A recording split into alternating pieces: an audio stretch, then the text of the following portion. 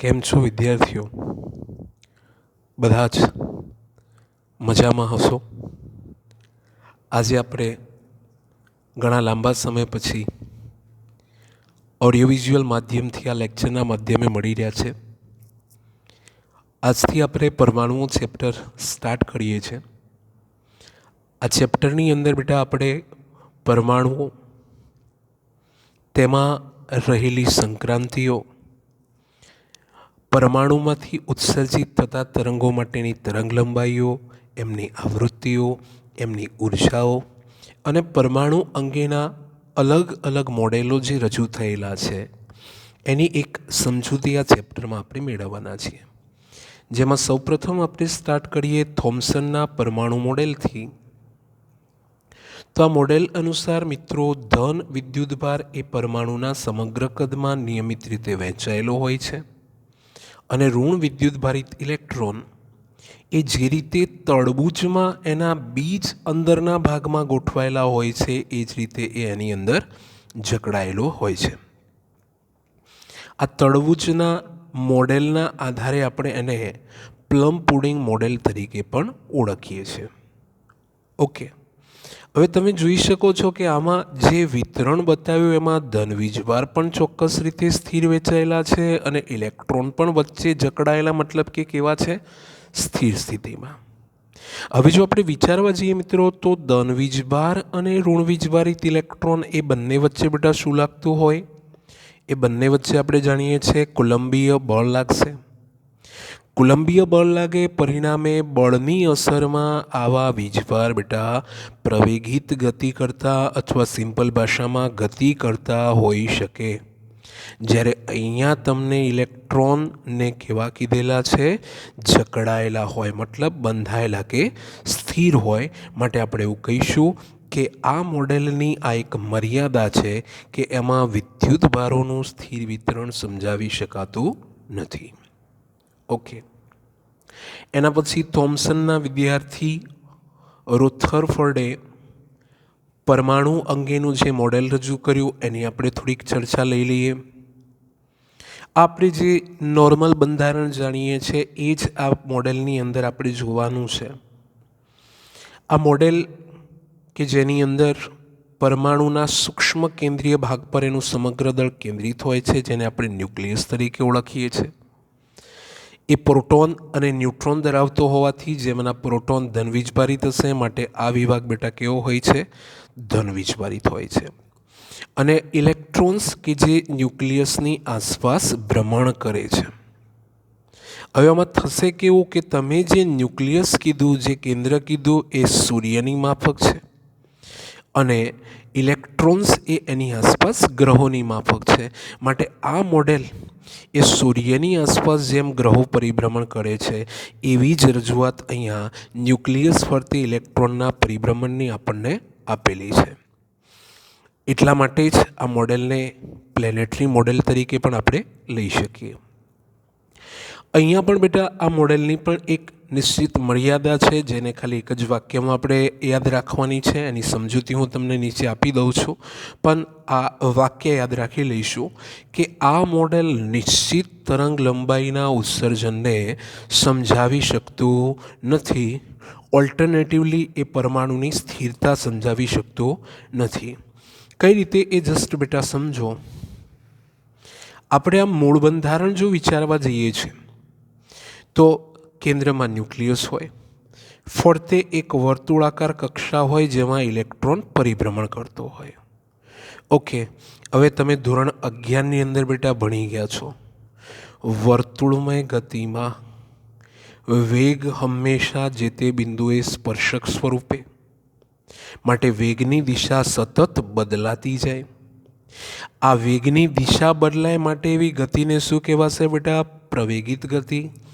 અને આપણે ભણવાના છીએ કે જ્યારે પણ તમારો વીજભાર એ પ્રવેગિત ગતિ કરતો હોય તો પ્રવેગિત ગતિ કરતા વીજભાર વડે વિદ્યુત ચુંબકીય તરંગોનું મિત્રો ઉત્સર્જન થાય છે. આ વિદ્યુત ચુંબકીય તરંગોના મારફતે એમાંથી આપણે બીજા શબ્દોમાં કહેવું હોય તો સતત ઉર્જાનું ઉત્સર્જન થયા કરશે. એટલે કે તમારો પરમાણુ એમાંનો ઇલેક્ટ્રોન એ જે ઉર્જા ધરાવતો હતો, જેને અનુરૂપ એ આ વર્તુળ કક્ષામાં પરિભ્રમણ કરતો હતો, એ ઉર્જા તો સતત ઉત્સર્જન બેટા પામી રહી છે.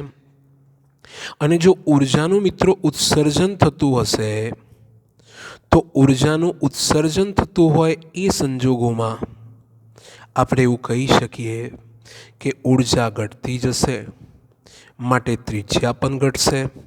અને આ કક્ષા કે જેને આપણે વર્તુળાકાર લેતા હતા એ હવે ધીમે ધીમે તમે જોઈ શકો છો એ મુજબ એની ત્રિજ્યા ઘટવાથી કમાન આકાર એટલે કે સ્પાઇરલ શેપ ધારણ કરશે. લાસ્ટમાં તમે વિચારો કે ઇલેક્ટ્રોન એ તમારા ન્યુક્લિયસમાં વિરામ પામે છે એવું કહી શકાય, અથવા એના એકદમ નજીક આવી જાય છે. ચલો નજીક આવે એટલે એમની વચ્ચે ફરી પાછું બળ લાગવાનું સ્ટાર્ટ થઈ જાય. બળ લાગે માટે ઇલેક્ટ્રોન એની ગતિ થવા લાગશે, એ આકર્ષણ બળ અનુભવશે. માટે મિત્રો આ મોડેલ માટે આપણે ટૂંકમાં એટલું કહી શકીએ કે એ પરમાણુ માટેની સ્થિરતા સમજાવી શકતું નથી. એટલે કે જો આવું કંઈ થતું હોય તો કોઈ પણ પરમાણુ સ્થિરતા ધરાવી ન શકે.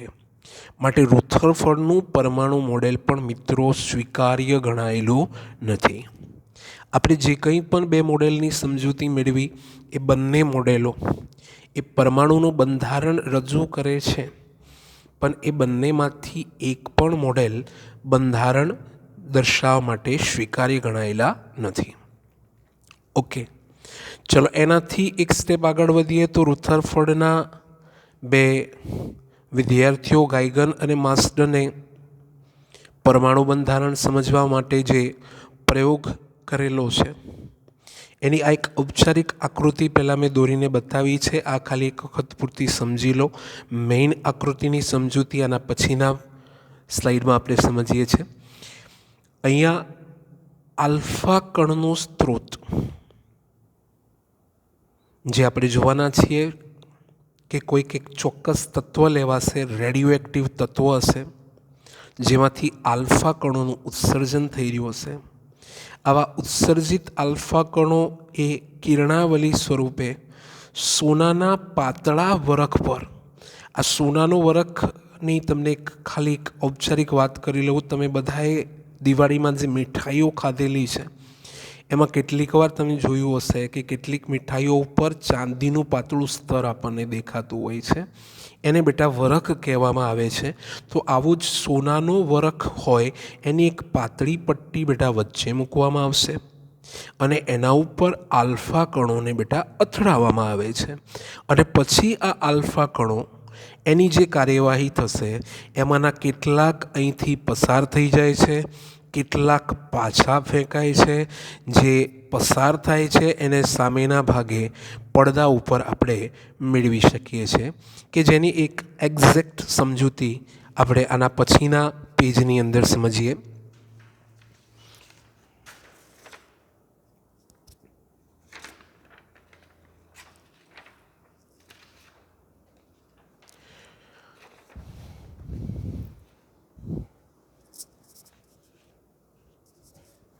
તમને લોકોને જે આકૃતિ દેખાઈ રહી છે એ આકૃતિ બિલકુલ શાંતિથી સમજી લો. અહીંયા આલ્ફા કણના સ્ત્રોત તરીકે આપણે 83 બિસ્મથ 214ને લઈએ છીએ, જેમાંના આલ્ફા કણો લગભગ 5.5 મેગા ઇલેક્ટ્રોન વોલ્ટ જેટલી ઉર્જા ધરાવતા હોય છે. આટલી મોટી ગતિ ઉર્જા એ ધરાવતા હશે. એ બંને એ જે આલ્ફા કણો છે મિત્રો, એ આલ્ફા કણોને હવે આ ઉદ્ગમમાંથી જ્યારે એ ઉત્પન્ન થશે તો એ બધી જ દિશામાં ગતિ કરતા હોવાના માટે એમને એક કિરણાવલીના સ્વરૂપમાં ફેરવવા વચ્ચેના ભાગમાં સીસાના બે બ્લોક ગોઠવી દીધેલા છે લેડ ધાતુના. આલ્ફા કણોનો સોર્સ એ આ બ્લોકની વચ્ચેથી પસાર થાય એટલે એક કિરણાવલીમાં ફેરવાઈ જશે અને એને આપણે આગળ સમજ્યા એ મુજબ સોનાના વરખ પરથી આપણે પસાર કરીએ છીએ. હવે તમે જોઈ શકો છો મેં આમાં કુલ બે વસ્તુઓ બતાવેલી છે. એક તમે જોઈ શકો છો કે આ તમારી આલ્ફા કણની ગતિની મૂળ દિશા છે અને કોઈક એક આલ્ફા કણ માનો અહીંથી આ પ્રમાણે દિશા બદલાઈને મૂળ દિશા બદલીને એ પસાર થઈ ગયો ખરો, પણ પોતાની મૂળ દિશામાં આગળ ન વધતા એ કોઈક થીટા ખૂણે આગળ વધ્યો. એની આ મૂળ દિશામાં જે થીટા કોણનું પરિવર્તન થાય છે એ ઘટનાને બેટા આપણે ઓળખીએ છીએ પ્રકીર્ણન તરીકે, અને આ ખૂણાને નામ અપાય છે પ્રકીર્ણન કોણ. ઓકે, એઝ વેલ મેં અહીંયા જ શરૂઆતમાં જ બે એરોઝ સાથે બતાવેલા છે કે કોઈ એક આલ્ફા કણ એવો હશે કે જે આ સોનાના વરખ પર અથડાઈને પોતાની મૂળ દિશામાં જ પાછો ફેંકાશે. આવું મિત્રો લગભગ 8000 આલ્ફા કણને આપણે ફેંકીએ ત્યારે એક કણ માટે આ પ્રમાણેની કાર્યવાહી આપણને જોવા મળે છે, જેને આપણે બેકવર્ડ સ્કેટરિંગ તરીકે ઓળખીશું. જેને શું કહેવાશે? Backward scattering.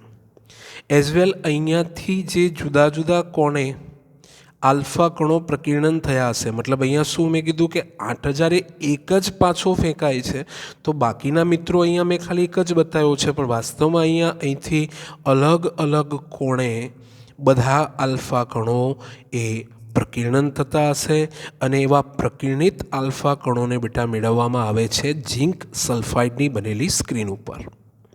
આ ઝિંક સલ્ફાઇડની બનેલી જે સ્ક્રીન છે એના ઉપર આ આલ્ફા કણો જ્યારે મિત્રો આપાત થાય છે તો આ એક સેન્સિટિવ સ્ક્રીન છે.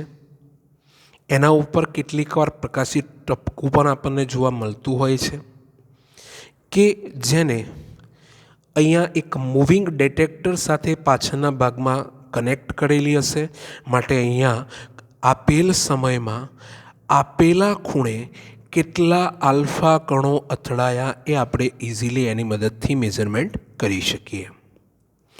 રુથરફોર્ડે મિત્રો આ પ્રયોગ પરથી ન્યુક્લિયસનું પરિમાણ લગભગ 10⁻15 મીટરથી 10⁻14 મીટરનું છે એવું દર્શાવ્યું, અને પરમાણુનું પરિમાણ એ 10⁻10 મીટરના ક્રમનું છે એવું જણાવ્યું. અને એમના આ તારણ પરથી એવું કહી શકાય કે પરમાણુ એ ન્યુક્લિયસની સાપેક્ષમાં લગભગ 10⁴ થી 10⁵ ગણો મોટો હશે. 10⁴ થી એ 10⁵ ગણો મોટો હશે. ઓકે, હવે મિત્રો આ જે પ્રયોગની કાર્યવાહી આપણે સમજ્યા એમાંથી યાદ રાખવા લાયક ખાસ મુદ્દો જે આપણે સમજવાનો છે એને થોડોક હવે વિવર્ધિત કરીને સમજીએ. જે આપણે પેલી પ્રકીર્ણનવાળી વાતો કરી એ પ્રકીર્ણનવાળી વાતોને હવે થોડીક ડિટેલમાં આપણે સમજીએ.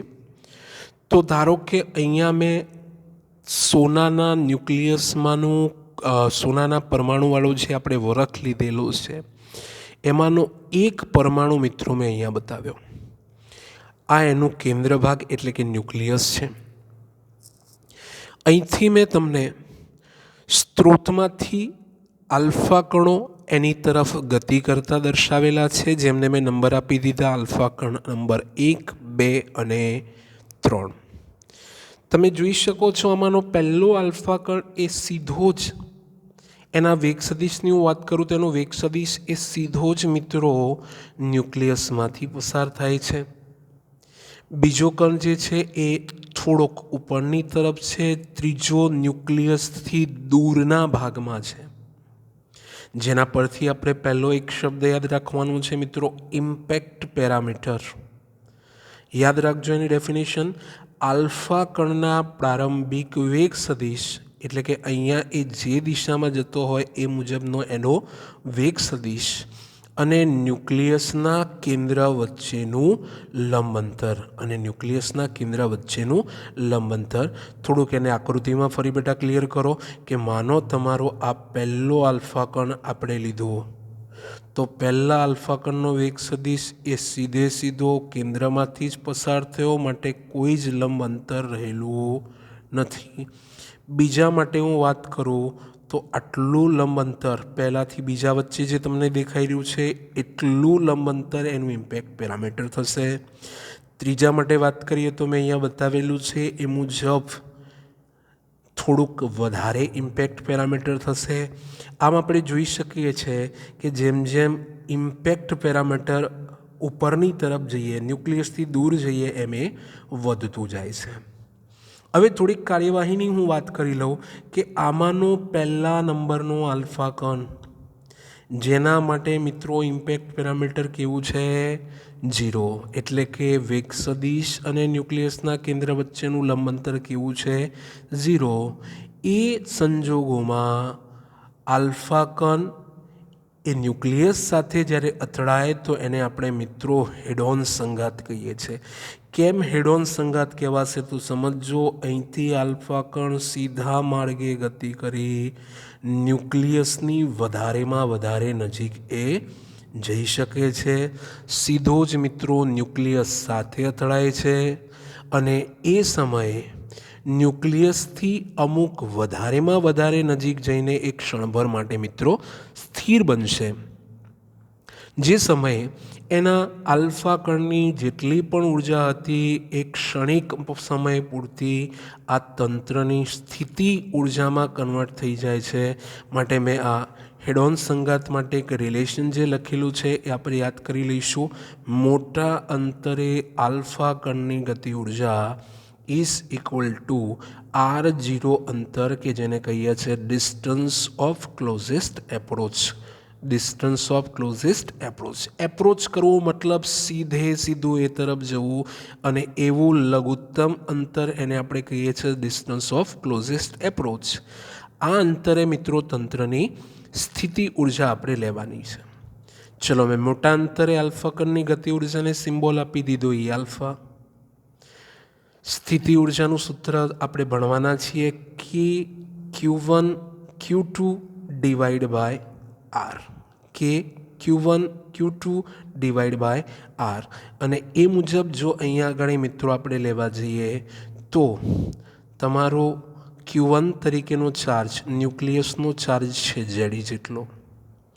બીજો તમારો વીજભાર છે આલ્ફા કણ, જે આલ્ફા કણ પરનો વીજભાર આપણે જાણીએ છીએ હોય છે 2E જેટલો. અને ડિસ્ટન્સ ઓફ ક્લોઝેસ્ટ એપ્રોચ છે, મતલબ ક્ષણિક સ્થિર થાય એ વખતે તમારા આ બંને કણો વચ્ચેનું આપણું જે અંતર છે મિત્રો, એ અંતર અહીંયા આપણને આપેલું છે R0 જેટલું. માટે આપણે આ R0 જેટલા અંતરે જો એના માટે સ્થિતિ ઉર્જા લખવી હશે તો એને આપણે લખી શકીશું કે ZE into 2E divide by R0. Okay. હવે બેટા, આ જે અંતરે તમારો આલ્ફા કણ પહોંચ્યો, એ અંતરે જઈને ક્ષણભર પૂરતો સ્થિર થાય છે અને ફરી પાછો મૂળ દિશામાં એ પાછો ફેંકાય છે, કે જેને આપણે ભણી ગયા બેટા બેકવર્ડ સ્કેટરિંગ. એમાં યાદ રાખજો, પ્રકીર્ણન કોણ થીટા બરાબર 180 ડિગ્રી હશે. કઈ રીતે સમજી લો તો આ તમારી મૂળ દિશા છે અને તમારો આલ્ફા કણ પાછો ફેંકાયો તો એ વખતે એનો ખૂણો જે બનશે એ હશે 180 ડિગ્રી જેટલું. માટે અહીંયા તમે જો એકસાથે કમ્પેર કરો છો તો બે વસ્તુ જોવાની થશે. ઇમ્પેક્ટ પેરામીટર એક સૌથી ઓછું મતલબ 0 છે, તો એ વખતે તમારો પ્રકીર્ણન કોણ સૌથી વધારે એટલે કે 180 ડિગ્રી છે. હવે થોડુંક ફરી પાછું આકૃતિમાં જુઓ. હવે આમાંના બીજા નંબરના આલ્ફા કણની હું વાત કરું તો એ જુઓ તમે, ન્યુક્લિયસના કોઈક કિનારી પર અથડાયો. મૂળ દિશા આ પ્રમાણે હતી, આ પ્રમાણે એ પાછો ફેંકાયો તો એ મૂળ દિશા સાથે મિત્રો શું કરશે? થીટા ખૂણો બનાવશે. પણ આ પ્રકીર્ણન કોણ તમે જુઓ 180 ડિગ્રી કરતાં થોડોક ઓછો છે. જ્યારે ત્રીજા નંબરનો આલ્ફા કણ કે જે તમારા ન્યુક્લિયસ અને કક્ષા વચ્ચેના અવકાશમાંથી મિત્રો સીધો પસાર થઈ જશે, માટે એનું પ્રકીર્ણન ન થાય અને આપણે એવું કહી શકીએ કે તમારી જે ઉપરયુક્ત દર્શાવેલી સ્થિતિ હતી એમાં આવા આલ્ફા કણો સીધા જ પસાર થઈને સ્ક્રીન ઉપર અથડાતા હશે. આ બેટા જે આ અવલોકનો છે એના પરથી આપણે એક પોઈન્ટ નોંધી શકીએ કે જેમ આ પ્રયોગોમાં બીટા અથવા ઇમ્પેક્ટ પેરામીટર બી વધે છે તેમ તમારા પ્રકીર્ણન કોણ થીટાની કિંમત શું થાય છે? ઘટતી જાય છે. ઓકે, આટલું બેટા ખ્યાલ આવી જશે. તમારે ગાઇગન માસ્ટરના પ્રયોગમાંથી ખાસ યાદ રાખવા લાયક આટલા મુદ્દાઓ છે, જેને હું ફરી એક વખત ટૂંકી ચર્ચા લઈ લઉં તો તમારા આલ્ફા કણોના વેગ સદિશ અને ન્યુક્લિયસના કેન્દ્ર વચ્ચેના લંબ અંતરને આપણે ઇમ્પેક્ટ પેરામીટર કહીશું. આ ઇમ્પેક્ટ પેરામીટર જેમ જેમ ડેટા વધતું જાય છે એમ આપણે જોયું કે થીટા એટલે કે પ્રકીર્ણન કોણ ઘટતો જશે. જેના માટે ઇમ્પેક્ટ પેરામીટર 0 છે એવા આલ્ફા કણો સીધા જ ન્યુક્લિયસ તરફ એપ્રોચ કરે છે, ન્યુક્લિયસ તરફ જાય છે. પણ આલ્ફા કણનો વીજભાર ધન આલ્ફા કણનો વીજભાર ધન, ન્યુક્લિયસનો વીજભાર પણ ધન, માટે આ બંને વચ્ચે હવે પછી કોઈક નિશ્ચિત અંતર સુધી જાય કે જ્યાં આગળ પહોંચતા એના જોડે રહેલી ગતિ ઉર્જા સંપૂર્ણપણે ખર્ચાઈ જાય, તો એના પછી એ વધારે ગતિ ઉર્જા ન હોવાથી હવે વધારે નજીકે જતો નથી. માટે આપણે એના માટે વ્યાખ્યાયિત કરેલું ડિસ્ટન્સ ઓફ ક્લોઝેસ્ટ એપ્રોચ. ત્યાં આગળ એક ક્ષણિક સ્થિર થયેલો, જેના માટે આપણે શું વ્યાખ્યાયિત કર્યું બેટા? મોટા અંતરે આલ્ફા કણની ગતિ ઉર્જાનું સંપૂર્ણ રૂપાંતરણ R0 અંતરે તંત્રની સ્થિતિ ઉર્જામાં થઈ ગયું, જેને આપણે ઇક્વેશનની મદદથી લીધા. તો E alpha is equal to લઈ લીધું છે આપણે KZE ઇન્ટુ 2E/R0. પછી આપણે એવું પણ સમજ્યા કે આલ્ફા કણ R0 અંતરે ક્ષણિક સ્થિર થઈ મૂળ દિશામાં પાછો ફેંકાય છે, જેને આપણે બેકવર્ડ સ્કેટરિંગ તરીકે ઓળખીશું. અને બેકવર્ડ સ્કેટરિંગ એટલે મૂળ દિશા જે હતી એમાં જ પાછો ફેંકાય, માટે પ્રકીર્ણન કોણ કેવો છે? 180 ડિગ્રી. આ સિવાય જો કેટલીક વાર યાદ રાખવાનું થાય તો કે આલ્ફા કણ અને ન્યુક્લિયસ વચ્ચે કુલંબીય અપાકર્ષણ બળ કેટલું લાગતું હશે? તો ત્યાં આગળ બેટા આપણે યાદ રાખવાનું છે કુલંબ બળનું જનરલ ફોર્મ્યુલા કે Q1Q2/R². ચલો, Q1 તરીકે આપણા ન્યુક્લિયસનો વીજભાર ZE લઈ લીધો, Q2 તરીકે આલ્ફા કણનો વીજભાર આપણે 2E લઈ લીધો, અપોન R² અંદર મિત્રો આપણે એ બંને વચ્ચેનું જે તે સમયનું અંતર લઈ લઈશું. ઓકે, તો આ ત્રણેક રજૂઆત જે આપણને આપેલી છે એ ત્રણેય રજૂઆતો એ તમારે પરમાણુ મોડેલના સંદર્ભમાં બેટા યાદ રાખવાની છે. એનાથી એક સ્ટેપ આગળ વધીએ, જે આ ચેપ્ટરનું એક ઇમ્પોર્ટન્ટ કહી શકાય એવું અગત્યનું આ રિલેશન છે. આ રિલેશનની અંદર બેટા તમારે ઇલેક્ટ્રોનની કુલ ઉર્જાનું સૂત્ર સાબિત કરવાનું છે. આ પ્રશ્ન બેટા યાદ રાખી લેજો, કેમ કે આ પ્રશ્નની અંદર જે થિયોરિકલ સમજૂતી આપણે મેળવી રહ્યા છીએ એ જ આગળના એક 5 માર્ક્સના ઇમ્પોર્ટન્ટ ક્વેશ્ચનમાં પણ હશે. અને આ ચેપ્ટરના કેટલાક દાખલા જે 5 માર્ક્સની અંદર પૂછાઈ શકે છે, એવા ઇઝી ગોઈંગ દાખલાઓમાં પણ આની અંદર હું જે છેલ્લે તમને રિલેશન સમજાવવાનો છું એ રિલેશનોનો આપણે ઉપયોગ કરવાનો થશે.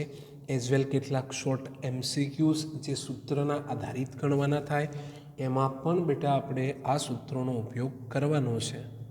માટે આ ક્વેશ્ચન એકદમ શાંતિથી પ્રોપરલી સમજી લેજો. સૌપ્રથમ રુથરફર્ડે જે પરમાણુ મોડેલ દર્શાવ્યું એ અનુસાર ઇલેક્ટ્રોનની જો આપણે વાત કરીએ તો એ ન્યુક્લિયસની ફરતે જોઈ શકો છો એમ R ત્રિજ્યાની કક્ષામાં પરિભ્રમણ કરતો હશે. આ ઇલેક્ટ્રોન પર બેટા ન્યુક્લિયસ વડે એટલે કે ન્યુક્લિયસમાંના પ્રોટોન ધન વીજભારો વડે આકર્ષણ બળ લાગતું હશે. ઇલેક્ટ્રોન પર ન્યુક્લિયસ આકર્ષણ બળ લગાડે. ફરી શબ્દો બોલું છું, ઇલેક્ટ્રોન પર ન્યુક્લિયસ આકર્ષણ બળ લગાડે, માટે એની દિશા બેટા ઇલેક્ટ્રોનથી ન્યુક્લિયસ તરફ, મતલબ કઈ તરફની હશે? કેન્દ્ર તરફની. માટે આપણે એવું કહી શકીએ છીએ કે આ ઇલેક્ટ્રોન પર ન્યુક્લિયસ વડે લાગતું આકર્ષણ બળ જે છે એ જ આપેલા કેસમાં લાગી રહ્યું છે. અને તમારો ઇલેક્ટ્રોન શું કરતો હોય છે? વર્તુળમય ગતિ અથવા પરિભ્રમણ માટે કહી શકાય કે આ એને શું પાડું પાડશે બેટા? જરૂરી કેન્દ્રગામી બળ. માટે નેક્સ્ટ મેં શરત અહીંયા લખી દીધી. ઇલેક્ટ્રોનના સ્થાયી કક્ષામાં પરિભ્રમણ માટે સ્થાયી કક્ષામાં પરિભ્રમણ માટે Fe is equal to Fc. વિદ્યુત બળ ઇઝ ઇક્વલ ટુ કેન્દ્રગામી બળ. વિદ્યુત બળ ઇઝ ઇક્વલ ટુ કેન્દ્રગામી બળ. ઓકે, ચલો હવે વિદ્યુત બળ માટે વિચારી લો. K Q1 Q2/r² પ્રમાણે K ન્યુક્લિયસનો વીજભાર Ze ઇન્ટુ ઇલેક્ટ્રોનનો વીજભાર E માટે કે અંશમાં થશે kZe²/r² ઇઝ ઇક્વલ ટુ તમારે કેન્દ્રગામી બળ માટે મિત્રો લેવાનું છે mv²/r. ચલો બંને તરફ એનું એક સાદુરૂપ આપી દઈએ. બંને તરફ છેદમાંનો એક આર કેન્સલ થઈ ગયો. અને જો હવે હું બંને સાઈડ 1/2 વડે ગુણાકાર લઈ લઉં છું. ઇક્વેશનમાં મેં ડાબી તરફ 1/2 વડે ગુણ્યું, જમણી તરફ પણ 1/2 વડે ગુણ્યું, તો મિત્રો અહીંયા થઈ ગયો 1/2 mv². અહીંયા બેટા એક આર કેન્સલ થઈ ગયેલો છે, માટે અહીંયા બચેલું છે kZe²/r. એને પણ 1/2 વડે ગુણી લીધું એટલે એ પદ શું થઈ ગયું? kZe²/2r, કે જે 1/2 mv² હોવાથી એને આપણે શું કહી શકીએ છીએ મિત્રો? તંત્રની ગતિ ઉર્જા, અથવા સિમ્પલ સેન્સમાં અહીંયા ઇલેક્ટ્રોન મૂવ કરતો હોવાથી ઇલેક્ટ્રોનની ગતિ ઉર્જા. ચલો એનાથી એક સ્ટેપ આગળ વધીએ. આ તંત્રની સ્થિતિ ઉર્જા, જેના માટે મેં તમને સમજાવ્યું એ પ્રમાણે સૂત્ર લખવાનું થશે K Q1 Q2/r. K Q1 Q2/r. યાદ રાખજો મિત્રો, આપણે સેકન્ડ ચેપ્ટરની અંદર જ્યારે ત્યારે ભણીશું એ વખતે તો જોવાના જ છીએ, પણ હાલ પૂરતું જ્યારે પણ બેટા તમે સ્થિતિ ઉર્જાનું સૂત્ર લખતા હોય તો એ સમયે તમારે તમારા બંને વીજભારોને એના ચિહ્ન સાથે મૂકવા પડે છે. વીજભાર ધન હોય તો ધન ચિહ્ન મૂકવાનું, ઋણ હોય તો ઋણ ચિહ્ન મૂકવાનું. તો એ મુજબ જરાક જોઈ લો કે ન્યુક્લિયસનો વીજભાર Ze ઇન્ટુ બીજા નંબરે વીજભાર કયો છે બેટા? -E. માટે જો મેં એનું સૂત્ર શું બતાવ્યું? -kZe² અપોન એ બંને વચ્ચેનું અંતર r. હવે તમે 11મા ધોરણની અંદર કુલ ઉર્જા માટે ભણી ચૂકેલા છો કે તંત્રની કુલ ઉર્જા હંમેશા હોય છે ગતિ ઉર્જા પ્લસ સ્થિતિ ઉર્જા. તંત્રની કુલ ઉર્જા મિત્રો હંમેશા શું હોય છે? ગતિ ઉર્જા પ્લસ સ્થિતિ ઉર્જા. ઓકે, માટે જરાક જુઓ. હવે આપણી જોડે ગતિ ઉર્જા સાબિત કરી આપણે kZe²/2r, અને સ્થિતિ ઉર્જા મિત્રો આપણે સાબિત કરી -kZe²/r. ચલો બંનેમાંથી કોમન જે નીકળે છે પહેલાં જોઈ લો શાંતિથી. kZe²/r બંનેમાં કોમન છે, કોમન લઈ લીધું. ચલો પહેલા પદમાં શું બચેલું છે? 1/2. બીજા પદની અંદર તમારી જોડે શું બચેલું છે? 1. 1/2માંથી જ્યારે આપણે 1ની બાદબાકી મિત્રો કરીશું તો 1/2માંથી 1ની બાદબાકી કરતાં તમારી જોડે રિલેશન બચશે -kZe²/2r.